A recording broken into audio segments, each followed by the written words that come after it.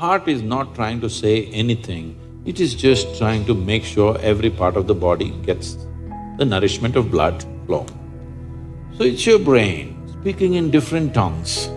So before you invest this life into something, you must look whether today if I invest my life into this, after 25 years, will it still mean a lot to me? After 50 years, will it still mean a lot to me? At the end of my life, if I turn back and I look, will I be proud of this or will I be ashamed of what I'm doing right now?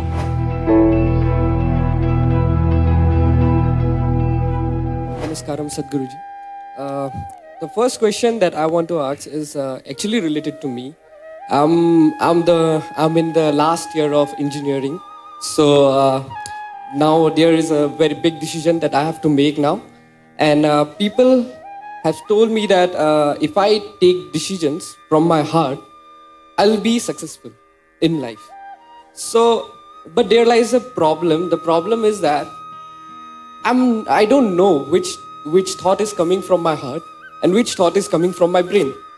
So how can I figure out like which thought is from my heart and which is coming from my brain?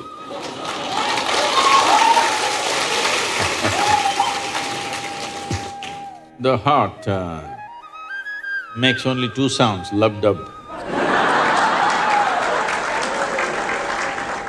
Unless the local girls are disturbing it and it's going a little crazy. Otherwise it makes only two sounds. Rest of the noise is all coming from your head. This idea that something comes from the heart, something comes from the brain, it's metaphoric, but unfortunately a whole lot of people are taking it literally. There was a time in many parts of the world, particularly in Arabia, the medical science in Arabia believed the blood is pumped from the liver. You might have heard Urdu sayings about Kalija, have you? Because they believed blood is being pumped from the liver, because liver is a far more complicated organ than the heart. Heart is a simple pump. So do not give it any more responsibilities other than continuously pumping the blood and keeping you alive, unless somebody here breaks it. So, about the last year of engineering, I want you to change that language because this happened. Can I tell you a joke? Okay? You're pretty serious about this, that's why I'm asking. This happened. A very celebrated scientist was at a dinner and he was not grandly dressed or anything, he was looking very ordinary. So the lady who was, sitting next to him didn't pay much attention to him, she doesn't know who he is. But after some time, just to be polite, to make some conversation, "May I know what do you do?" He said, "I'm studying science." She said, "Oh, I finished that in my 10th class."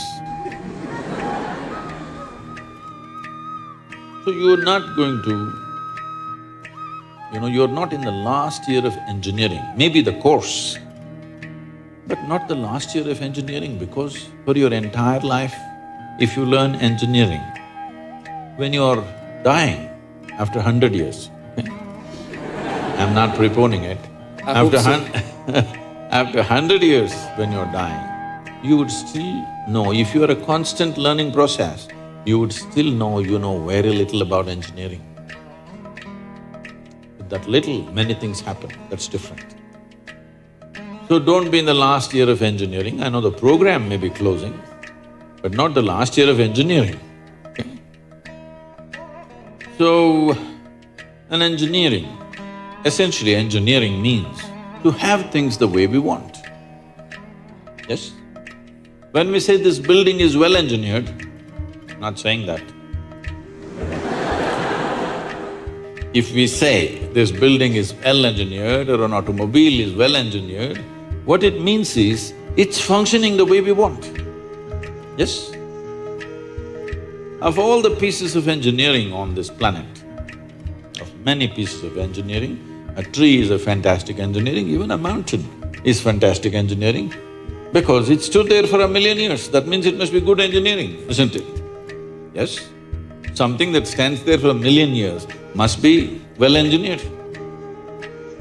Of all this, the most sophisticated piece of engineering is human mechanism, isn't it so? Hello? Most sophisticated of all the pieces of engineering. Now, because it's a sophisticated piece of engineering, it needs a certain level of attention, otherwise you don't figure it. Now that we gave you such a high-tech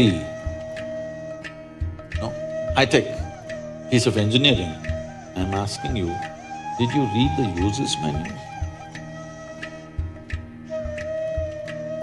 I think there is no user manual for now. How can they make such a fantastic piece of engineering without a user's manual? Maybe it doesn't come with a booklet attached to your neck when you were born. But indications must be there, isn't it, how to use it? Huh? Is it true somebody who's an athlete or a gymnast or someone else like that learns to use their body than a whole lot of other people? Yes? Obviously, at least one aspect of the physical engineering of the body, they seem to have read the user's manual about the physical aspects. Is it true certain people are able to use their mind better than others? Maybe they read another part of the user's manual. So, now with this heart manual and the brain manual, the problem is most people are prejudiced against the brain. This is a question that always comes to me, Sadhguru, I want to meditate but thoughts are coming. A common question everywhere. I ask them, see, I'll make you meditate. We will stop the liver, we'll stop the kidney, we'll stop the heart, we'll stop everything, okay? Oh, no, Sadhguru. So you want the liver to function when you're meditating, you want the kidneys to function, you want even the spleen to function, you want the heart to function, but you don't want your brain to function for some reason. This is simply because brain is a new equipment that you got in the evolutionary process. This level of cerebral development happened more recently compared to the other systems. If you cut open any mammal, they all have all these parts, isn't it? Every part that you have here, all of them have. Even if you open a frog, most of you, you're biology department. Even if you open a frog, almost everything that you have, he also has, isn't it? It is only… the big difference is only the cerebral development, which is a more recent happening. Because it's a more recent happening, most people have not figured how to handle it. So, user's manual is very important. You don't read a user's manual just before you discard the machine. You read it in the first few days, isn't it? Hello? If you buy a phone, do you want to read the user's manual in the first 3 days or after 3 years when you're throwing it away? First 3 days, isn't it? So, knowing how this functions is very important. Never did ever heart generate any thought or intention. Well, when you looked at the young girl, heart beat more, that doesn't mean it's saying anything, it's just trying to compensate for the other levels of excitement that's happening.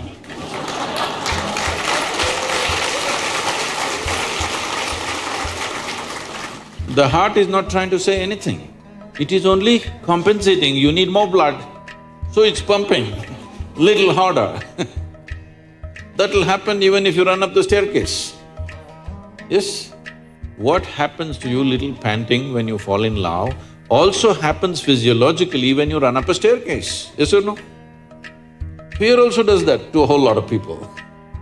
So, heart is not trying to say anything, It is just trying to make sure every part of the body gets the nourishment of blood flow. So it's your brain speaking in different tongues. What's your native language? What's your mother tongue? Assamese. So, because when you know 2, 3 languages, sometimes it gets confused, sometimes it speaks in English, sometimes in Assamese, sometimes in something else. So you're thinking different people are speaking, heart is speaking, mind is speaking, no. There is thought and there is emotion. People think these two things are saying different things. They're not saying different things. The way you think is the way you emote, isn't it so? Right now, if I think, oh, she's the most wonderful person on the planet, I just have to think. Then my emotions become sweet towards her. Now I think she's the most horrible creature on the planet. Now my emotions become nasty. Yes or no? I cannot think she's horrible and have sweet emotions. I cannot think she's wonderful and have nasty emotions, isn't it so? But today I thought she's the most wonderful person and my sweetness was flowing. Suddenly she did something tomorrow that I don't like. I think she's horrible. Thought is agile, it changes direction just like that. Emotion is little sappy. It takes time to turn around. So that period you struggle as if there are 2 dimensions of thing happening. Because thought is saying one thing, emotion is still going sweet because it takes time to become nasty. Everybody struggles, but it catches up or no after some time? Hello? Today you thought she's wonderful, sweetness was flowing. Tomorrow she did something you don't like, you thought she's horrible. The thought is clearly saying she's horrible, but emotions are struggling because they can't turn quickly. They take time to turn. But after a week or 10 days or 2 months, depending on how deeply you're engaged, after some time, emotion catches up with the thought. Emotion also says, yes, she's nasty, horrible, so let's be nasty to her. So, they're not speaking different languages. One is agile, another is little slow in its corners. So, it looks like they're speaking different languages. When it comes to what you want to do, you must think clearly, it's very important. Thinking clearly means, the question is not about what will get me this, what will get me that. Is your life precious to you? All of you, I'm asking. Your life, is it precious to you? So before you invest this life into something, you must look whether today if I invest my life into this, after 25 years, will it still mean a lot to me? After 50 years, will it still mean a lot to me? At the end of my life, if I turn back and I look, will I be proud of this or will I be ashamed of what I'm doing right now? Doesn't matter what other people say. But you should not do anything that you will feel ashamed of, isn't it so? Huh? It doesn't matter, people say so many things. Everybody has an opinion, it's their business. But you don't do something that you will feel ashamed of, isn't it? Then you go turning against yourself. Somebody turns against you, you can leave them and go somewhere else. If you turn against yourself, you'll have to live with it forever. So, this is all you have to look at it. Something will get you money, something will get you comfort, that's not the point. What you choose to do, will it give you a life? When I say give you a life, are you just trying to make a living or are you trying to make a life out of this? It's important.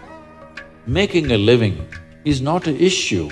A worm, an insect, a bird, an animal, all of them are making their life, making a living, isn't it so? They're even making a life out of it, but definitely they're making a living. So making a living with such a big brain is not an issue. Earning your food is not an issue, making a living is not an issue. Only problem is you want to live like somebody else, that's an endless problem. I want to live is not a problem. I want to live like you, this is a problem. So, it is important, if you consider your life as a precious life, you must make sure you make a wonderful life out of this. Whatever opens up in that direction, that is the thing you should do. But when you're under the pressure of peers, somebody is saying, I'm going to America, somebody says, I'm going to the government job, somebody says, I'm doing this, The one thing that all of you should do before you make big decisions in your life is withdraw from these pressures of peers, professors, parents, everybody. Just spend 3 days to 1 week by yourself. Look at it, what is it that you really want to do? Not under pressure from other people. What does this life want to do? Do that. It doesn't matter what other people think about it.